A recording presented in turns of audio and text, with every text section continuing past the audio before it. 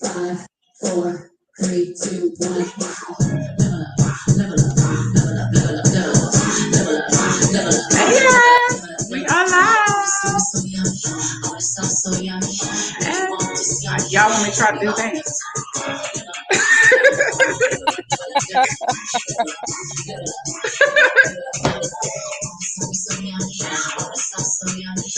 Got it. That's it. Don't try to let me do the other, all that. I can't. Hey, everyone. Come on in. Let's share it.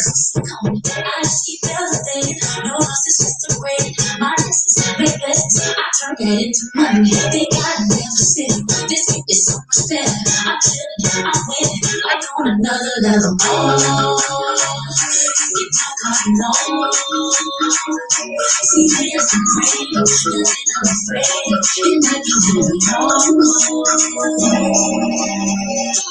Four, three, two, one.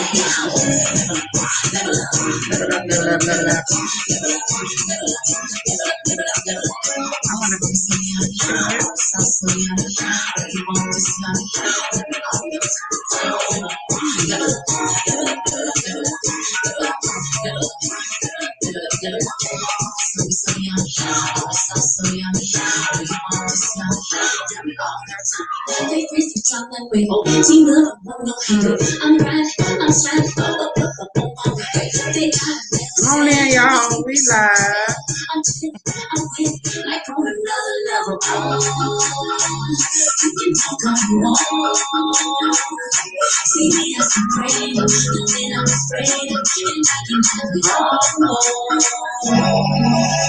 Five, 4, 3, 2, 1.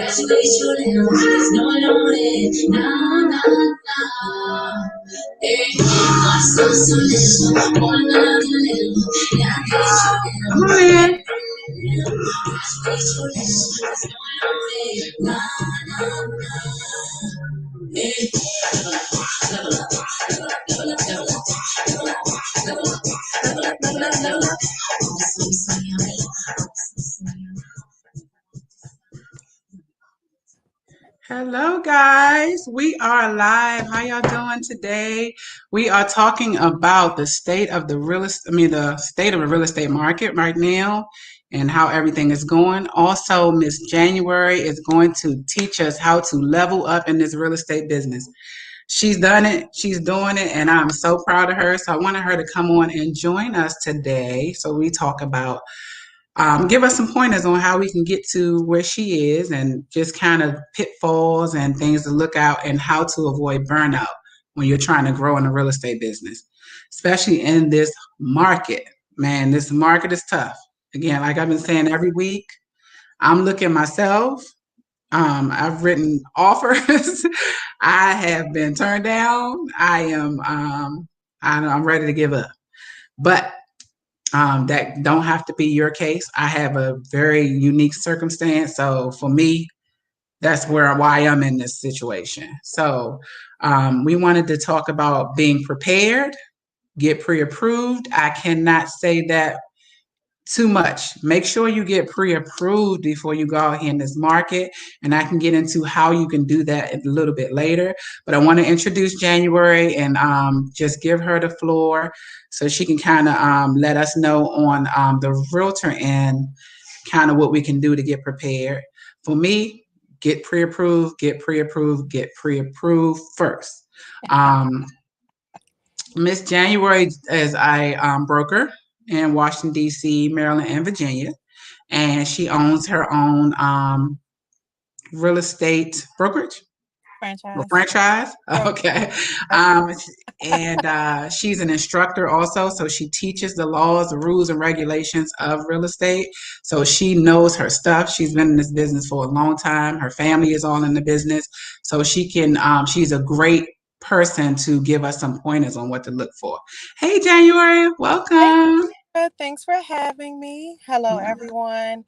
And like Sandra said, the state of the market is definitely insane. Um, So first, I'll tell you a little bit about myself and my company. My company is, as stated, Exit Leading Edge Realty. I am based out of Stafford, Virginia, but I am licensed in all three. We're currently growing. We just opened up the firm for Exit Leading Edge this year, but I've been a broker for several years prior. So, just wanted to, like she said, talk to you about the state of the market. And in that, I just came from showings today. My poor client and I have probably seen about 30 houses in the past 2.5 weeks. Um, so when Sandra invited me on, one of the first things we wanted to talk to buyers out there and say is stay strong. Do as she stated, get the pre approval, make sure that you're ready. It's so much better when you're already ready, pre approved, because you don't want to go out there shopping for a house. And the very first thing that you do when you submit an offer is also submit the pre qual letter.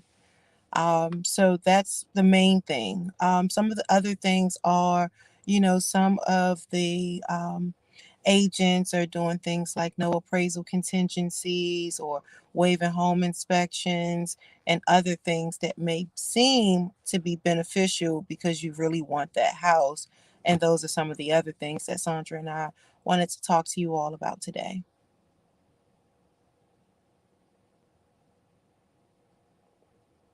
Yes. So, first step in pre-approval is going to my website, approvemesandra.com. And just a caveat for people out there, I am licensed in Maryland. My brokerage is licensed in DC, Maryland, and Virginia. So we can do loans in this area. If you're looking for investment loans, I can do anywhere around the country, but we're just in DC, Maryland, and Virginia. So currently, but we're working on. Listen, we got some big things coming. We're working on going south. We're working on going west. So stay tuned. We are growing rapidly, and so we'll be able to help you guys if you're in another state pretty soon. But right now, we're primarily the DMV area. That's one. So you go to approvemesandra.com. You get your application in. Once you submit your application, I am going to open up the portal so you can upload your last 30 days worth of pay stubs, your last 2 months of bank statements, your last 2 years of tax returns and W 2s. I need a copy of your driver's license, your social security card, and you have to pay a fee, a small fee to run the credit report. And then once we do all of that, I will determine how much you can shop for. I will determine what type of loan program you're going to go into. Now, January and I were discussing earlier the differences between conventional and FHA. So it really, you can get a home. You're qualified if you get a pre-approval. Period. It's not that you're more qualified with conventional than you are with FHA. You're qualified. You can close your home if you get a pre-approval. So, and I make sure I do my due diligence to make sure I run you through the automated underwriting system and everything to make sure that your pre-approval is legit. So, a lot of agents, sometimes the listing agents will prefer conventional over FHA, but that does not mean that you can't get a house. So FHA may have a better rate for you. It may be a better payment for you based upon your circumstance and situation. So that doesn't mean that you're better because you get conventional. Now, conventional is you're pre-approved through Fannie Mae or Freddie Mac. So they have different programs. They have Home Possible, they have Home Ready, and different programs that they offer. For first-time home buyers, you can get in with as low as 3% down. It's a minimum credit score of 620. But realistically, for a conventional loan, you want to be 660, 680 or higher. And just because you can get approved at 620, but the rates are a lot higher at 620, and the mortgage insurance is going to be a lot higher than it would be on the FHA end. So that's kind of what conventional requires. First time home buyers, 3% down. If you have owned a home within the last 3 years, you have to put 5% down to get a conventional loan. FHA was created for people with lower scores, people to open up the market so your average person can be able to buy a house. FHA can go down to as low as 580, but we prefer you to be at about 640 to get decent rates. COVID shut everything down. People wasn't even doing loans below 620.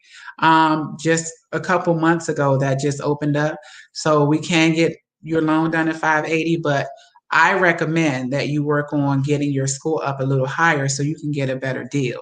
But again, FHA may be a better, you may have 680, but with your profile, FHA may be better for you. It may be a lower payment, but maybe a lower mortgage insurance. So that's the things that I analyze when I go through to get your pre-approval done. So, but yeah, once you're pre-approved, I write you a letter. I send it out to you and your agent, and then you go out and start shopping. When you go to write that offer, you want to make sure that you have that pre-approval letter in hand, Yeah. because they most likely won't pick Or you your.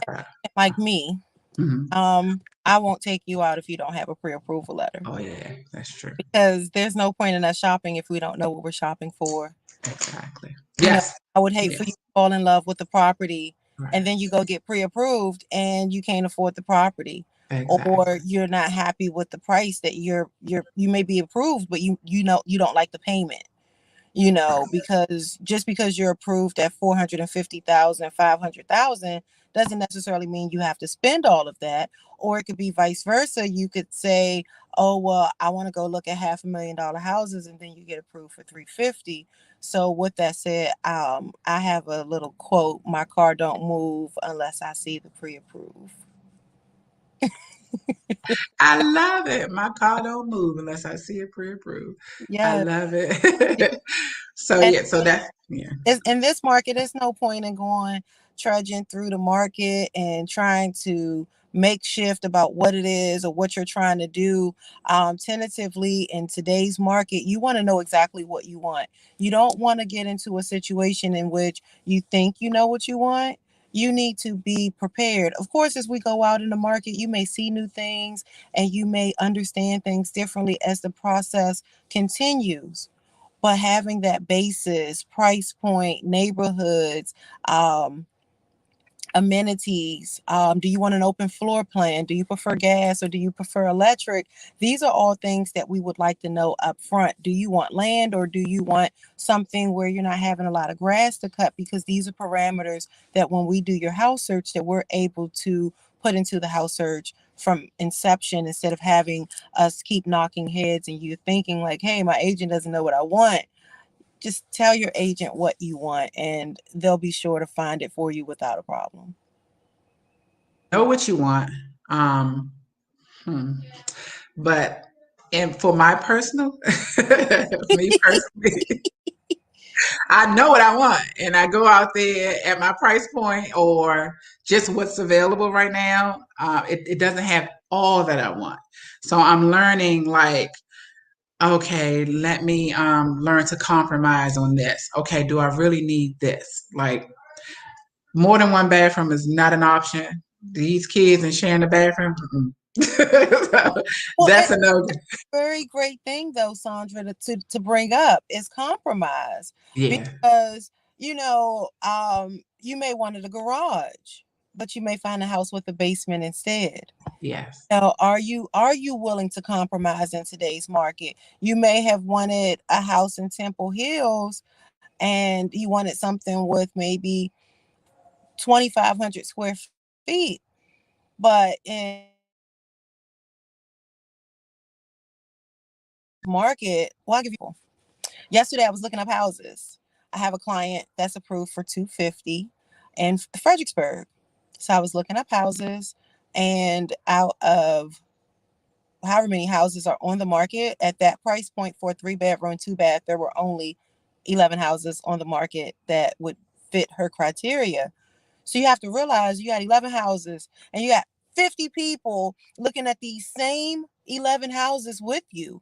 So we're not telling you to bend and wave to the point where you're unhappy with Right. what you get. We're just stating that you may not find all of your bells and whistles now, but I don't know if Sandra will agree, but the typical homeowner usually owns their home for 5 years. So, Yeah. you Yeah. So know, yes, look at it as, is this your forever home? Like you said, I've yeah, been looking at things that way recently because I'm like, okay, we have to move soon, soon.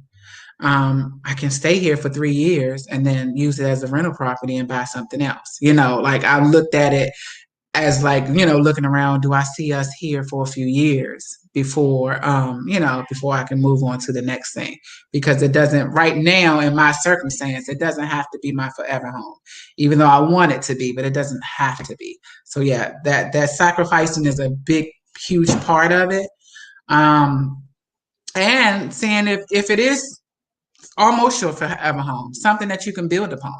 Because, like I was mentioning with the bathroom situation, you may only have one and a half downstairs, but look at your room. Is it someplace I can add a bath to? Is it room on the side? I've been looking in other houses and neighborhoods like, oh, look, they added on something in the back, or so I can just do that. Eventually, I can add on a few extra square feet on the side, or I'll look at, oh, it doesn't have a driveway, but I'll call my contractor. How much would it cost to put a driveway here? right. Is it possible? I'll look at how, because you can vouch for this better than me. Some places have homeowners associations and certain things you can't change, but there are some. That's why I look at the neighborhood and see the variances in different housings and see what they've changed and what they've been able to change. And I'm like, okay, well, I can probably do that later on down the line. So that's kind of how you have to go into this market shopping. I don't know if you agree with that. Um, but I know my house is my house. I know the Most High has it for me, and I know it's going to be there exactly when it's time for me. So I'm trying not to worry about it too much. Yeah. So, Yeah. I do agree with you wholeheartedly. I think that that is very important. And I tell my clients that, is this something that you could see later down the line, adding the bathroom, or, it may not have the updated appliances. It may not have every bell and whistle, it may not have granite countertops, and it may have Formica. Are you willing to go in with a tax return check or something, and gradually, project by project, make that house an actual home? So yes, I definitely agree there, especially in the type market that we're in. And then I would say the second one for me would be, the HOA is very important when we go under contract with the client. As Sandra stated, yes, she can tell by different variances some of the parameters of what an HOA would require. But when you're actually under contract, one of the luxuries is we get the HOA docs while we're under contract. And if there's something in the HOA packet or in the HOA docket that you don't like, you can legally walk the contract based on that, and you don't have to explain to the listing agent what it is in the HOA packet that you don't like.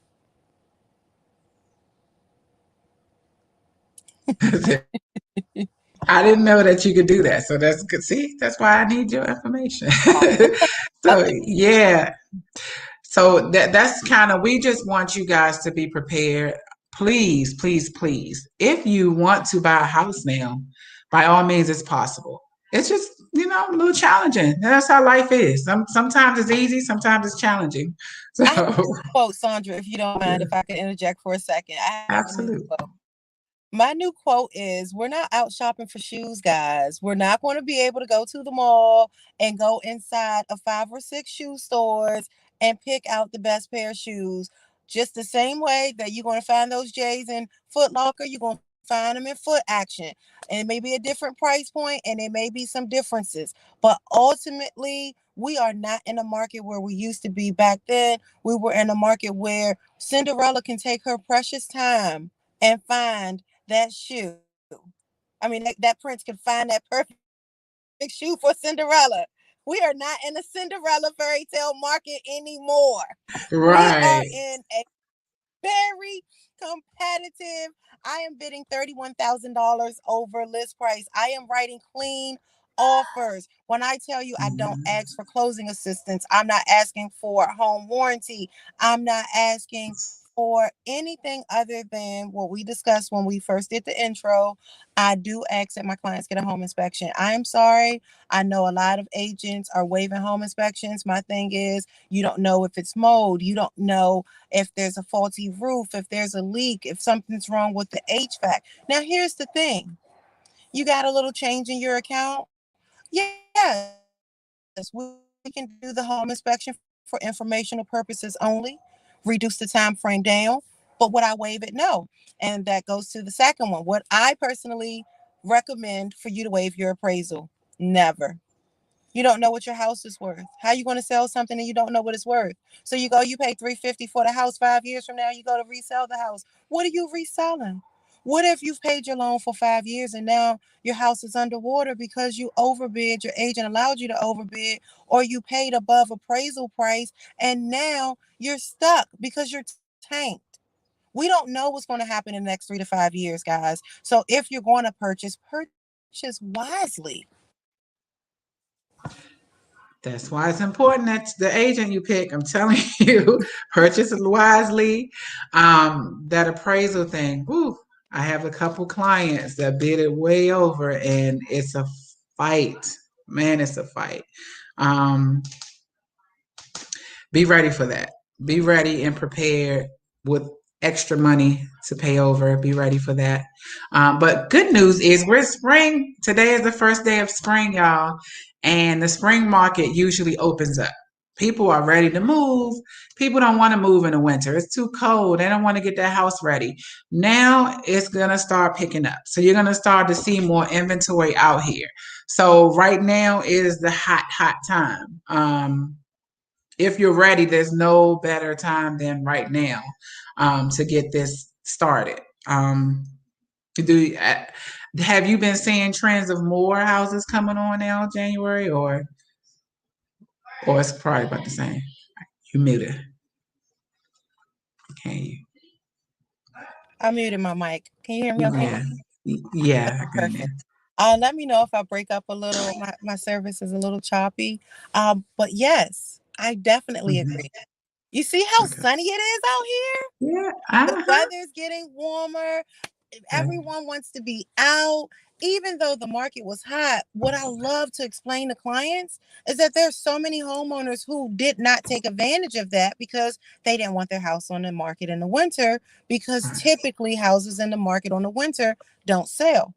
Well, I'm here to tell you the market is already high. I would not say that it's heating up. I would say that it's going to explode. There are more coming soons on the market.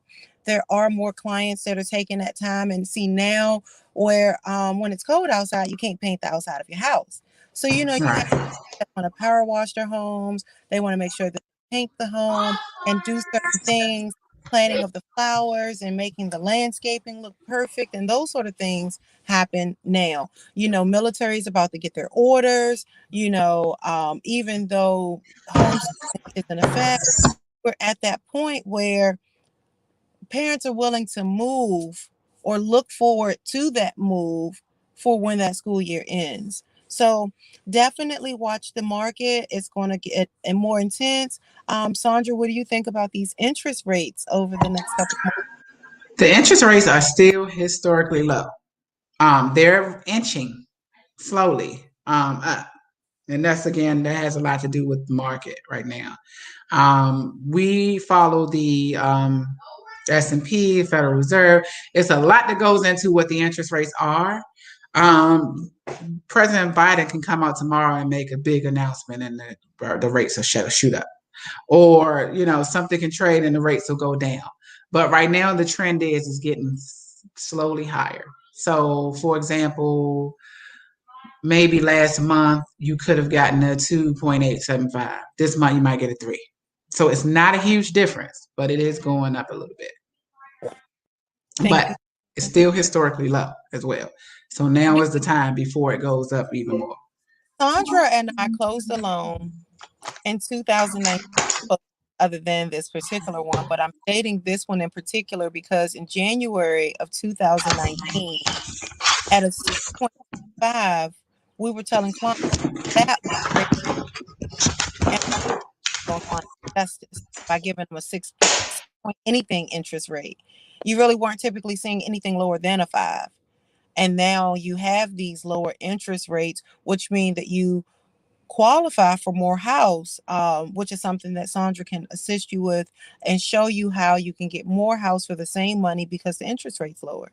So that's something that she definitely can educate you on. I'm sorry, I don't talk finance. I'm the house person. You want to talk a house? Please let me know. I can answer any question, but I firmly believe stay in my lane.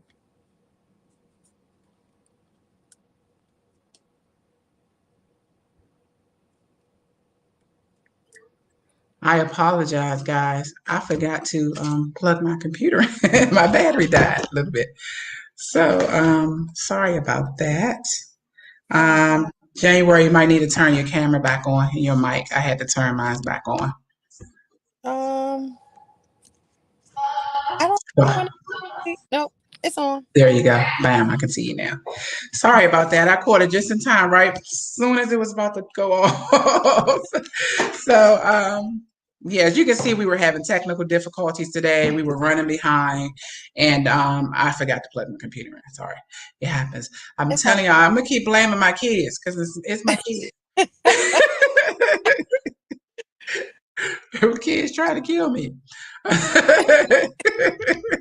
but what I was saying was you can talk to people more. Remember when we closed Cassandra, I was saying that the interest rate was 6.25, and at that time 2 years ago we thought that 6.25 was, we were cooking with grease. We thought that was the best thing popping if we got that for a client, and you wouldn't really see fives and fours, and now we're at twos and threes. Oh my goodness. It's crazy. Like all my clients from just last year calling to do refinances.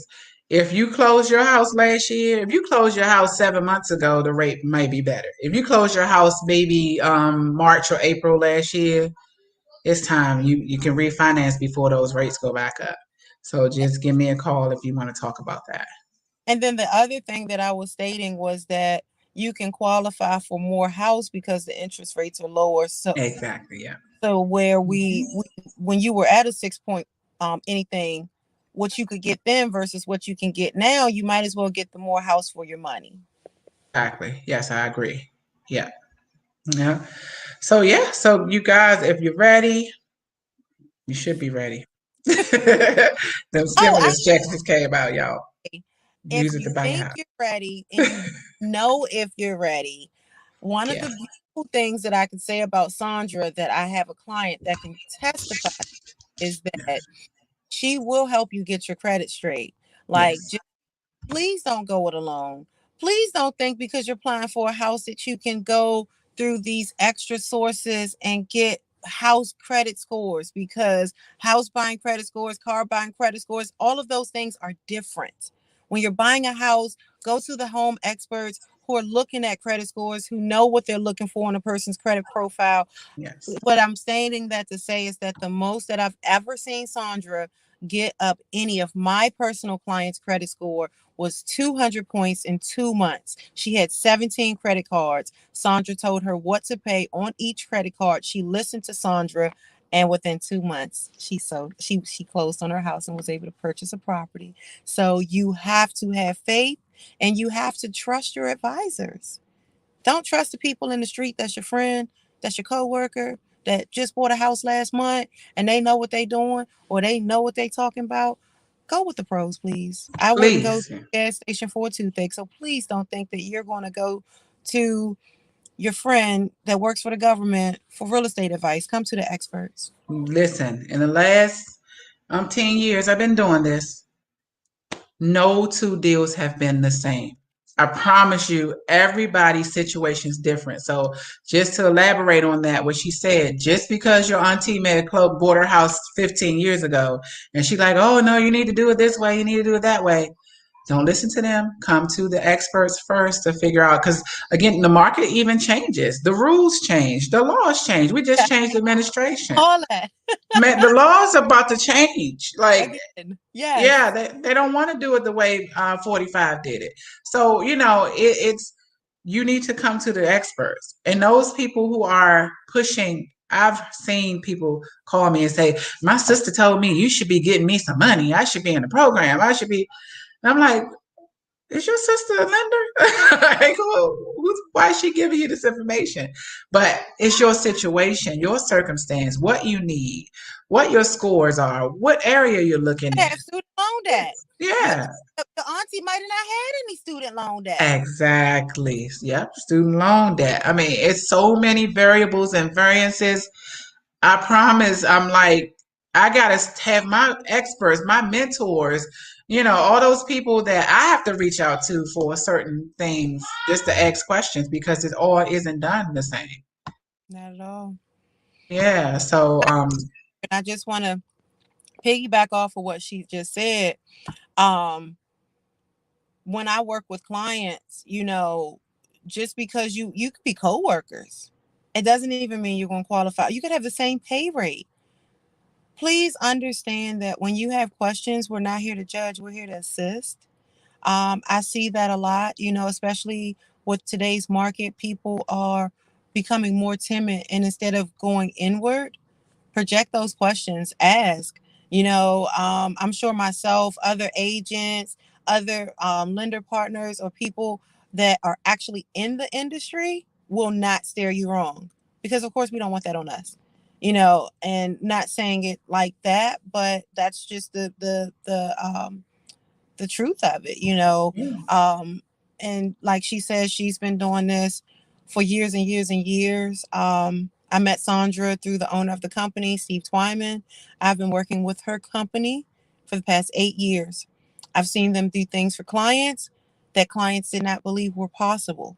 So when I say they can take you to the water and assist you in making sure that you fulfill your thirst, they'll make sure you do such. So, yeah, it's just up to you whether you want to drink the water after she or he the company tells you what to do. But exactly. Sandra is exceptionally knowledged and well versed and will break it down to you. And out of a lot of the lender partners that I know, and I say lender partners, but I just work with a lot of people at her company. But needless to say, I say that to say that Sandra is really great at making sure that your credit is where it needs to be. We talk about these programs, as she said earlier. So you could be 10 points away from a program. I can attest to knowing that if that is your goal, that is something that she can help you achieve. If you're 30 points away from being able to achieve home ownership, I know that she'll show you what to do. I won't say anything against credit repair because some clients actually end up needing that. But before you go credit repair, please go to your lender. Please It may come to your lender. Yeah. require credit repair. It may just require a lender's eyes to say, "Hey, your utilization rate is up too high." Yeah. That's pretty much it. And don't go, people, I got to pay all this stuff off. I got to pay all this stuff down. Some things will tear your credit up if you try to pay it off. Some things you shouldn't pay off. So just talk to us first before you do anything. Or tell them about waking up credit files.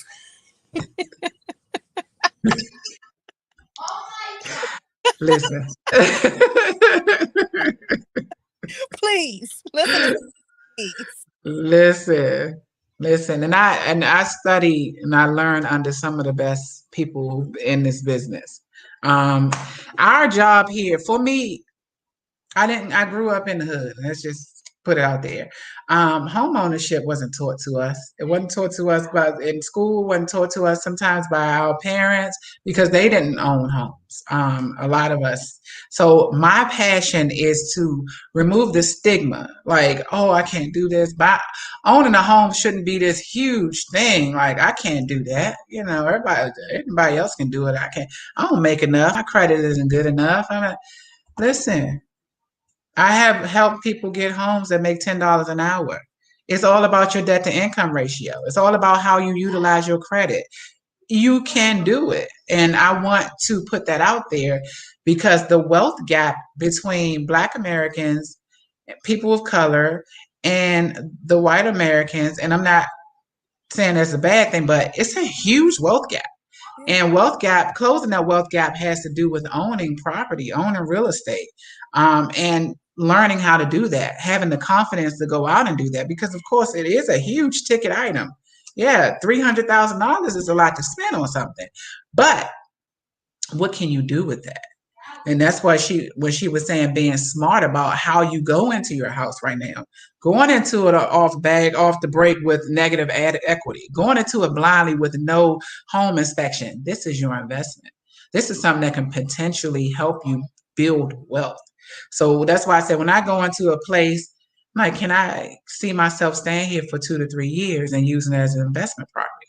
Right. What am I going in at? Like, what kind of equity can I build? I look at comps. I look at growth in the area. I look just because I'm in the business. But those are things that we can help you with. So those aren't things that you have to do alone. That's why you need a professional to work with you. I look at all of those things because this is my investment. This is going to help me close my wealth gap. This is going to help me do the 45 special when I do my taxes at the end of the year. I can write off a home based business. I can write off interest. I can write off. This is how we're going to close that gap. We got a long way to go, but we can start there slowly by surely by listening to the experts, getting great financial counseling, getting great counseling about purchasing homes. I'm very passionate about that, guys. So when I talk to you, I'm not just trying to make a dollar. I'm trying to educate you so you can educate your children and you can educate those children, and then we can have something to pass on we don't have to keep doing GoFundMe's for funerals and Right. like when we get into a hard time. There's nothing wrong with that if you need it. Thank God it's there. But my job is to educate you so we can do better. Better than I want my kids to be better than I was. I want to be better than my parents were. That's the whole point for me in life. So yeah. I don't know if you want to add anything to that. I guess that would be a great interlude into what she just said is being better than your parents and making sure that you continue Yes. to grow. Mhm. Um, it's kind of how I am here now. So, Yes. um, Yes. Yeah, so so that's what we wanted. This is the second half of this talk. Yeah, talking about leveling up your business. that Level may be up.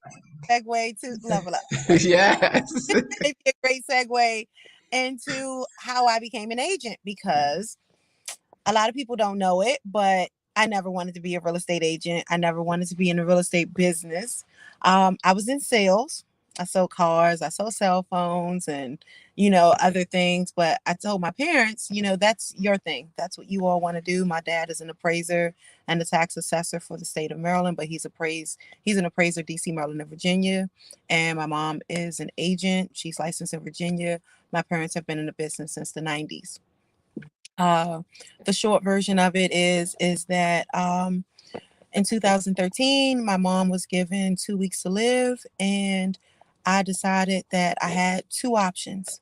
I could do 6 months, finish out her book of business, or I could get my real estate license and continue to grow her legacy. So I snuck behind everybody's back and I went to get my real estate license and I stormed into the hospital room, and I said, "Mom, I passed the state and I felt the national." And she was sick. She could barely talk. And she looked up at me and I said, "Yeah, I'm talking about real estate."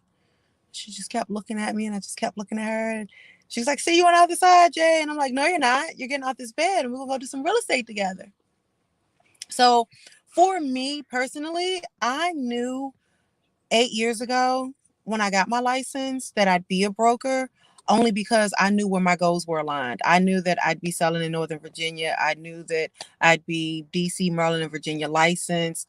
I knew that if I wanted to pretty much essentially be my mom's broker, that my mom would not let me be her broker without showing and proving that I had the education and the wits about myself to do more than just sell a house or two. So I took a lot of time and a lot of energy in attaining the necessary knowledge. So as Sandra was stating earlier, for example, I teach the Virginia real estate course.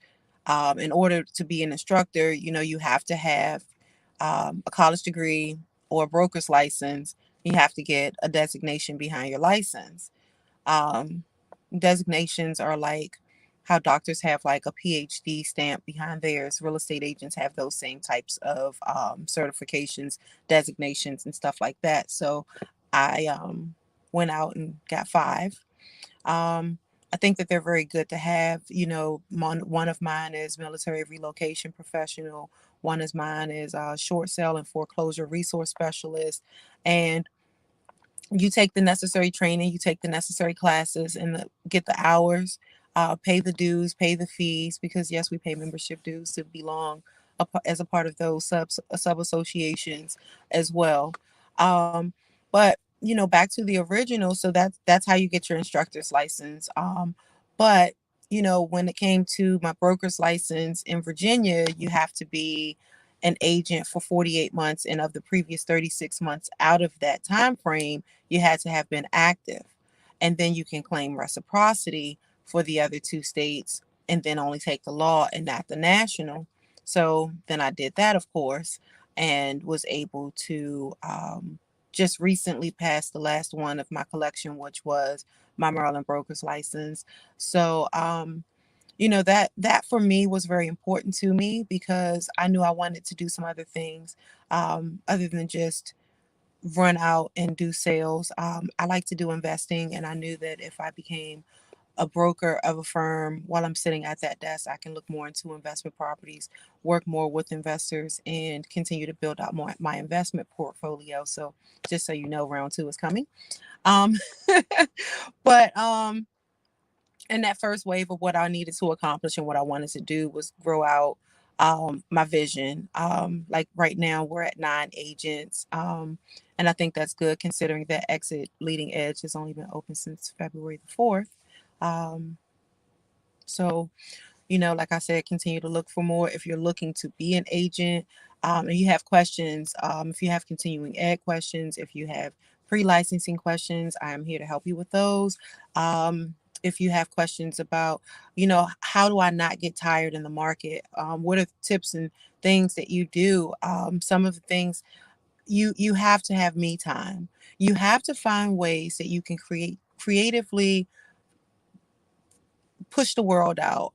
As a lot of people know, I cook for the homeless, but what a lot of people don't know is that is like my downtime. It's my time where I take my phone. I will not answer my phone while I'm cooking. I can focus on something, and I can leave everything and anybody that is not in that bubble at that moment in that kitchen with me outside of my world. But you have to make sure that you take time away from the business, because if you don't, mentally you'll drown. This is not something for the weak and the meager. And I say that because it's so many nights I go to bed like, if it were not for the tough skin that I have, I would quit this business. And I say that because you lose deals. Not every deal that you think that you're going to have, you're going to keep or you're going to continue. The most I've ever lost in a single transaction is 57 grand. And it was hard. I had a very hard time uh, trying to figure out how I was going to recoup from that, you know.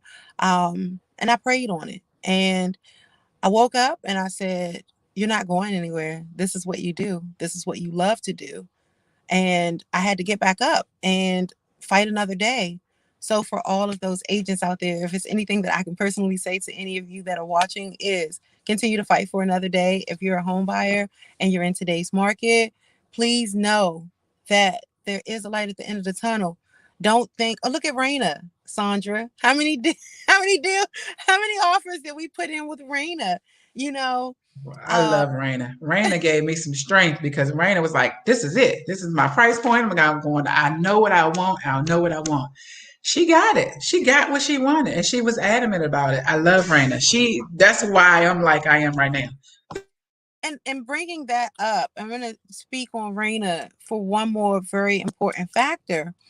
Guys, when you have these agents out here bidding these crazy prices, when that appraisal comes in, that's all that matters. Because the lender is not going to lend for more than what the house appraises for. Period. Period. That's it. The That listing is agent so had important, her house, man. the listing agent had her house overpriced by over $20,000. We wrote for 260. We closed at 224. So do understand the lender and the agent's relationship goes a lot further than they do one job, we do the other job, because collectively, when it comes to negotiations, when it comes to making sure that the paperwork and what you're buying and what you're purchasing is properly done, that's where we come in and we make it happen. I can't hear you. We have your best interest. We're talking to our clients now because we have your best interest at heart. We do. Now, there are a lot of people in this business that's in it because it's money. Like you can make a lot of money. It's endless earning potential. You can make a lot of money, and you see those who are out just for the money Oh, yeah. can get you jammed up. So it's very important who you connect yourself with, who you surround yourself with. Very important to know the laws. January is amazing because she knows the laws. She say legally you can't do that. You know? Whereas a lot of agents don't know that. Yeah, you can't do I that. will. I will. I will. We're not doing that. Right. We're not doing that. Yeah, We're just not doing because that. this is a large investment for this is a large investment. This is your Yeah. money. This is your time. You can lose out. You putting down earnest money deposits. You shelling out money for appraisals, home inspections. You shelling out money to do this process. So it's our job to make sure that we protect you. Now, like I'm sorry. You no, said I it, was and I had to say something else because of the state of the market. yes, We're speaking to our clients now. yes, When you hear the words EMD that she just stated, your earnest money deposit, yeah. understand that the days of $500 and $1,000 EMDs are done. Mm, If you're not putting down 1% of the list price, don't let your agent put that deal in. Because see, here's the thing that you have to understand. And I'm gonna break it down to y'all because please. you have buy side and you have list side. Now, when I'm on buy side, what's really funny is I still have to think like a listing agent because those numbers still mean something. Well, back before this current market, we would ask for closing costs, for example. So closing costs is typically 3%. It was easy to say, if the house is 300, we'll offer 3% over list price so that we can get some closing assistance. But in today's market, what you have to understand is you may have to come to the table with closing costs and down payment if we can't get you into a grant program. It doesn't mean that you're not going to get the house of your dreams. It may just mean you may have to save up for it. But when it comes to that EMD, please understand that all those numbers back out. If I put on the contract that I have a $4,000 EMD for a $400,000 house, and your agent put down that you have a $1,000 EMD for the same house I'm bidding on, I'm going to win. If you're nitpicky and you're asking for termite inspections, you're asking for home warranties, you're asking for those kind of things, realize where you can align that negotiation. And if they give you closing calls, don't ask for the other stuff because those numbers still level out. I teach my clients all the time. That seller has to pay my commission and their agent's commission. You don't pay for my work. They pay me for my work. So if they're paying my commission, their agent's commission, their own closing cost, whatever taxes and whatever everything else that they have to pay to finalize what they had to do to get to that point, to get themselves to that closing table. And 90% of the time, they're going to buy another house, which means that they have to put down closing costs for their new house and they have to put down a down payment and do the same thing that you're doing. So please understand that this is more of a carousel effect instead of thinking that that seller, oh, they just want all my money. No, they don't want all your money. They need their money too. So when you look at it from a bigger perceptive point, because ultimately all those numbers crunch down to one ultimate thing, and that's that seller's net.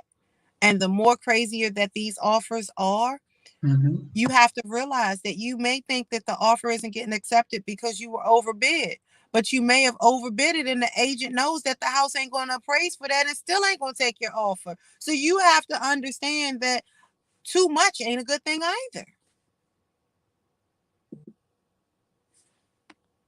Going through that with a couple people right now. Like, so you got to watch out, read your contracts, read what your agents are writing these contracts.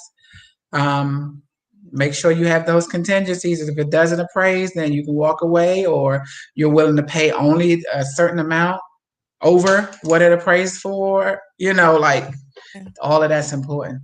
This Oh, is I'm I'm huge. I'm telling you, you don't understand that now is even more imperative for when we're writing offers, that we have to make sure that we aggressively watch what we put on that piece of paper.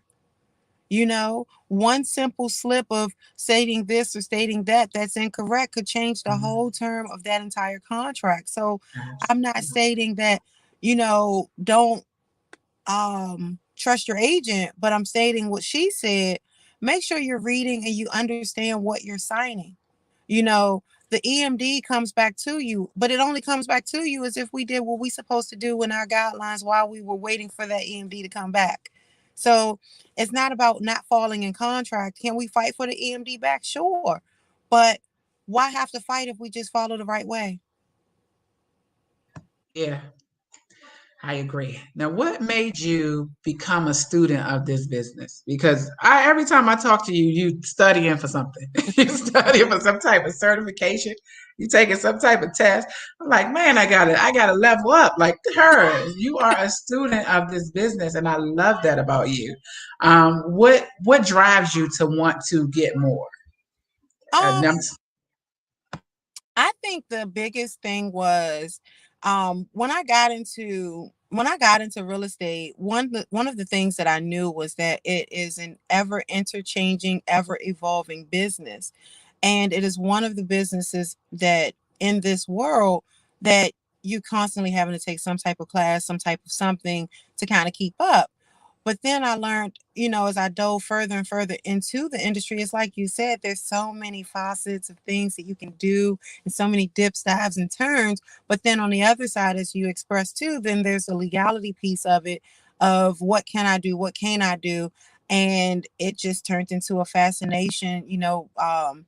I think with the fact that my parents are in the business, I think where they kind of like stopped at, in their right, in their respects, it's kind of like in some ways where I was like, like my mom's an agent, and I said, okay, well, what does it take for me to be a broker? Okay, now that I'm a broker, what's next? Like, honestly speaking, 3 years ago, did I know that there was a big difference between a broker and a broker owner? No, I just figured, you know, I'm a principal broker. I'm at the top of my game. So last year, at Stepping with Leaders, I'm like, yeah, I'm a principal broker. There's nothing better than a principal broker. And then this year, I became a broker owner, and I was like, the difference that a word makes. Principal broker, broker owner. What's the difference?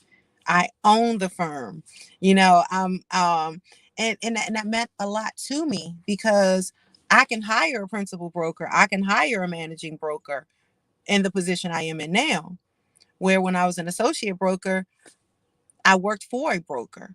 So it's all about learning. Do you want to cut the middleman out? And for me, like I told this lady, when we all get up from the table, I want my check the same way everybody get their check. I don't want my check to have to go to anybody's office or to anyone else except for January's bank account. Like run me my wire. And okay. I had to do what it took to I like money, you know. I needed a new pair Right. of shoes. We're not gonna get into your shoe collection. We'll have time today, not today. Not today. But yeah, I get it. I get it. And now that's how, with me being brand new to this business, when I first came in, I looked at Steve and Marcus, who owns Mortgage Experts, and I'm like, whoo, and I look at all the things that they do on a daily basis, all of the licenses they have to get, all of the compliance issues they got to do. They got to close their own loans as well as run the company, oversee our business. And that's how you get compensated for that. But the growth, there are people who get into this business like, oh, they see realtors and they see the glitz and the glams and the shoe collection, and they think, and they think, oh, let me get in. I can sell some houses. But And then you got to realize you got to put the work it does in. it does not work like that, and it does not come Mm-mm, overnight. I can mm-mm. realistically say that when I look at my 1099s each year, I see that progression. I can recall a time where I would only sell 3 houses in a year, and I thought that that was fantastic. Now, if I don't sell 3 houses in a month, it's a problem. Man, I tell you, It, last week we talked about just self-care and being self-employed, and the therapist Joe brought up reveling in the moment, enjoying your small victories instead of looking toward, okay, yeah, that's good, but what's coming next? right, right. No, And yeah, we the longer you are in this business, it's so easy to get. Yeah, I closed 5 loans last week, but what am I gonna do this week? Because you're always working to level up, to top you, yourself to. you know who taught me the most important lesson in real estate? Steve Twyman. Of course. And that was, I'm only employed until this deal closes. So Yeah, my philosophy isn't so much as to chase the deals, it's so much to make sure that I stay employed. So when I exactly. changed my mindset, it changed everything else, because mindset is 85% of everything.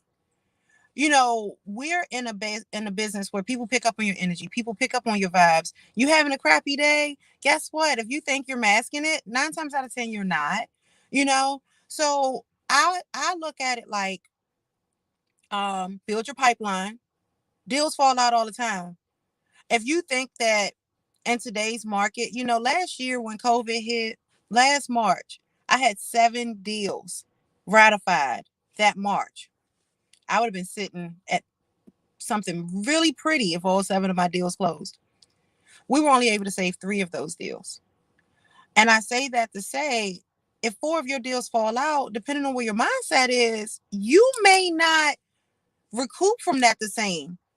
See, for me, I have a rule, and I'm not saying like this rule applies to every agent, but for me, for every one I lose, I gain 3.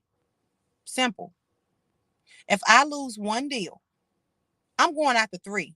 I'm not going after one more. Why I go love after it. one more? Because one more might fall out again. I need 3 to replace that one. Exactly. That's been my Yeah. motto for 3 years. And when I tell you, as long as I do that, Hmm. I live to fight another day. Yeah. And And it. like I said, self-care is so important. I mean, my thing is that I do, my little secret thing that I do is I buy myself something special every closing check. Like, just every closing check, I just buy myself something special. It could be big, it could be small. It doesn't really matter. But on those days when I'm not closing, and on those days where I've had, like, I've put in the last 5 offers I've put in have all been rejected. Mm, But I wrote another offer today, and I'm right. going to take those other 3 clients out. So what keeps January going is that when I go in the house and I look at the earrings or the watch or whatever it is that I bought myself, I'm like, you want another one of those? Go out there and go get it for yourself. And it's a mind play, but it You works. have to do it. You have to do it because that's how you keep yourself going. Man, listen, I was driving Uber. I mentioned that last week. I went from restaurant, closed the restaurant down, and I went from sitting in the house thinking, what is it that I want to do next? So to bring money in, I was driving Uber. I Mm-hmm. noticed that in this Washington D.C. area, it's a lot of implants. Not a lot of people that are living in D.C. are from here. People come from all over to work federal government, to experience Washington D.C. life, to and I sat back and was like, whoa, okay, so what made you come? 22, 23-year olds driving them, and they telling me about why, how they got here, how they ended up here. And I was like, yeah, I went to school to be a political whatever, whatever. And that's it. And one day I said I was going to work in Washington, D.C., and I graduated from college. I picked up and I moved here, and I'm here. I'm doing what I wanted to do. And again, and it dawned on me, some of us, for me, I was taught survival. I was in survival mode all this time before I, went after what I wanted. I was thinking I just need to survive. I need to work. I need to make some money. I need to pay these bills. I need to get a roof over my head and then over my children's head. I need to keep us fed. But then driving Uber for them couple months, I was like, people are actually out here doing what they want to do, exactly what they want to do. Exactly You what. know, they said they made up a goal, they put it in mind, and then they work towards that thing. She Mm-hmm. had to go to school for 6 years to get that master's in political whatever she was here for, but she worked her butt off and she did it because she had a goal in mind. So Yeah. that's what it is when you come into this business. Have your goal in mind. Yeah. I 'Cause- mean, yeah, it's so imperative because, yeah. when I first got in, it's like she said, I knew that no matter what, blood, sweat, tears, hell or high water, that if I wanted to be a broker, I couldn't get any disciplinary action. I had to, make sure I had the education piece because just because you take the 60 hours to get your license, a girlfriend of mine is taking the broker's class right now. And she's like, January, it's 180 hours on top of the 60. Yes, ma'am.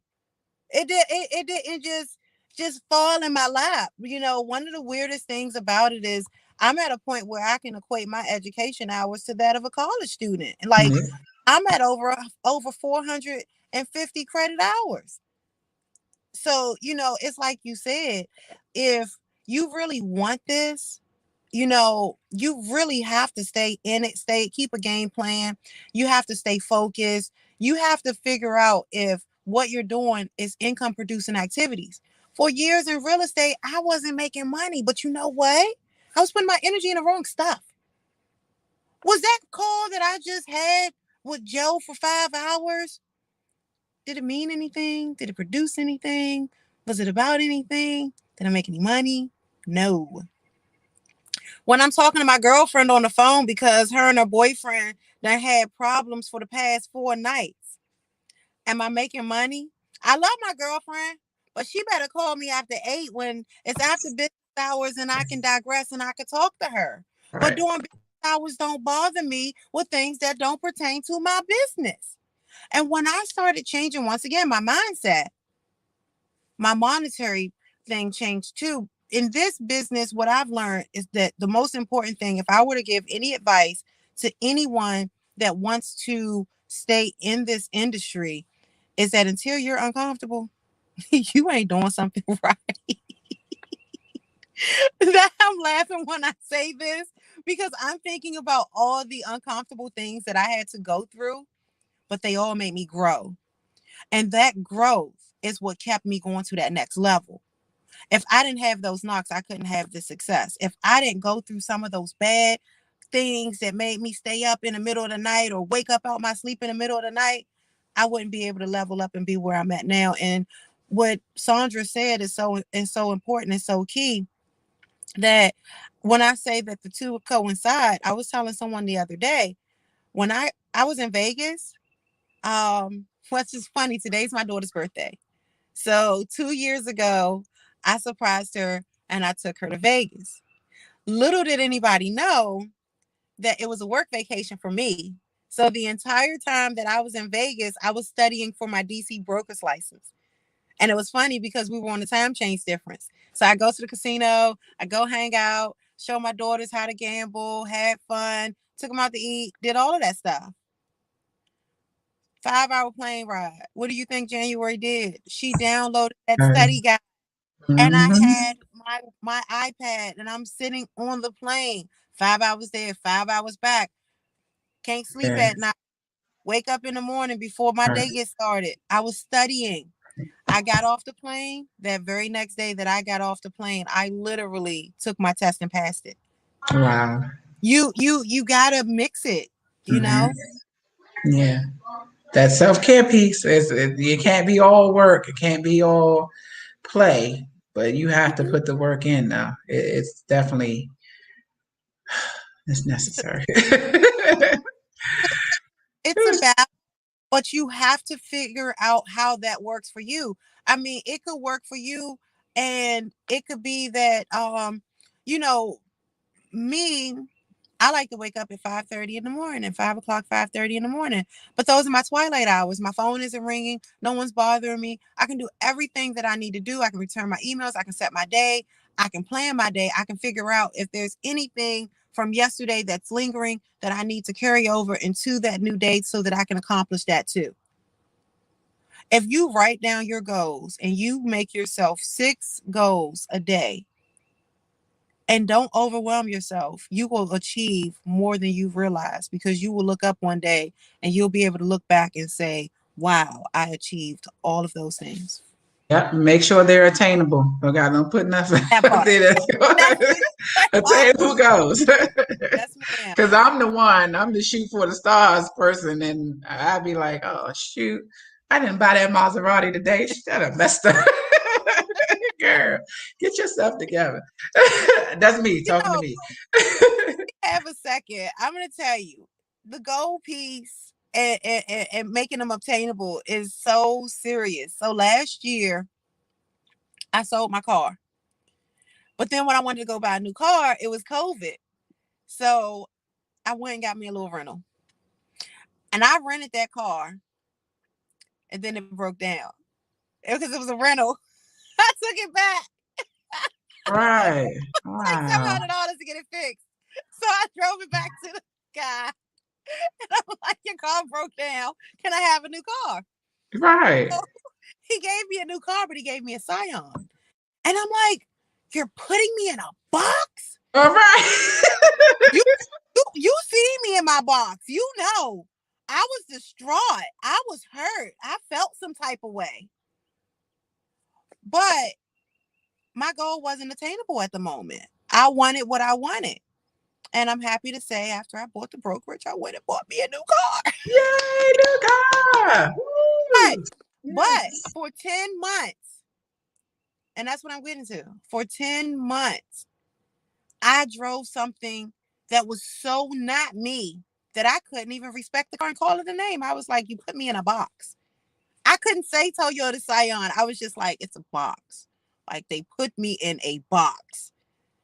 But the gas was $25. And in my life, the signs, the Yeah. food, and the everything. Now that I got the BMW, I don't want none of that stuff in my car. Right. Okay. It did what it needed to do. It took you where you needed to go. It got you to your showings. It got you up and down the road. Got you to your appointment to buy your Yeah. brokerage. It got you where you needed to go. Stopping So yeah. highlights, like you said, you Yeah. know. Yes. So this has been great. I really appreciate you coming on with me. Guys, if you are interested, you are a realtor and you want to get level up. You want to study under the best. January is accepting new agents.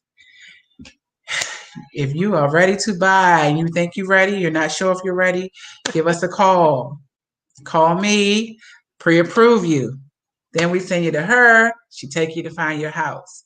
Um, I can be reached on my cell phone, 301-326-7555. If you wanted to go start an application today, you can go to www.approvemesandra.com and get started. You can reach me on any of my social media platforms, as I've been getting calls from people all over the country recently after I've been putting more stuff on my YouTube channel, and I'm so grateful for that. You guys, if you have questions, I'm a solver, so I'll try to get the answers for you if I don't know them myself. January is great at that as well.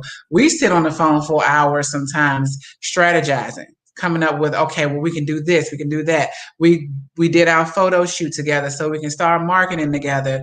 It's all about your team and the people that you have around you and the people that are looking to level up the way that you are. If you are a part of a team that isn't pushing you, isn't feeding your growth, then it's time for a change. Yeah, Listen, it's time for a change. definitely. January, you can tell them how they can reach you.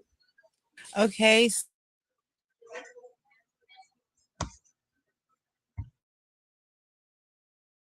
Oh, there we go. Sorry, I was getting a call. I'm joining today from my cell phone. I apologize for that. My phone number is 202.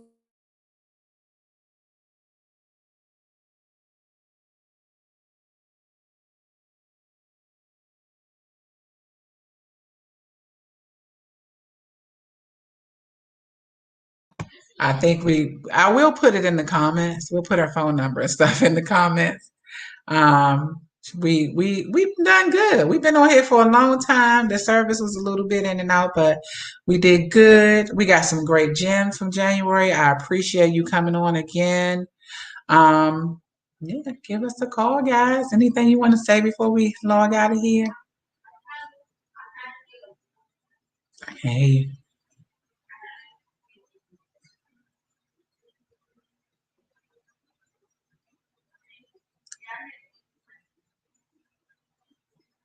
I can't hear her. Oh man, we was doing so good.